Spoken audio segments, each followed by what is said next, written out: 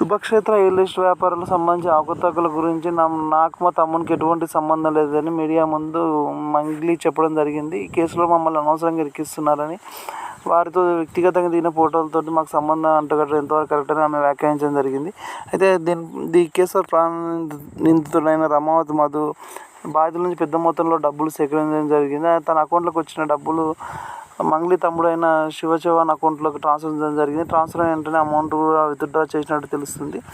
So దీని ద్వారా పోలీసులు మంగ్లీ యొక్క అకౌంట్లు కూడా వ్యక్తిగతమైన అకౌంట్లు కూడా చెక్ చేయాలని పోలీసులు భావిస్తున్నట్టు తెలుస్తుంది. ఎందుకంటే ఈ కేసులో అధిక వడ్డీ ఆశ చూపించి బాధితుల నుంచి కోట్ల కొద్ది రూపాయలు డబ్బులు వసూలు చేశారు రమావతి మధు ఆ చుట్టుపక్కల గ్రామాల తండాల ప్రజల నుంచి. వసూలు చేసిన డబ్బులు ఏ రాష్ట్రాల్లో ఇన్వెస్ట్ చేశారు, ల్యాండ్ పైన, కంపెనీల పైన, గోల్డ్ పైన, ఆ వివరాలు కూడా సేకరించి బాధితులకు న్యాయం చేయాలని పోలీసులు భావిస్తున్నారు.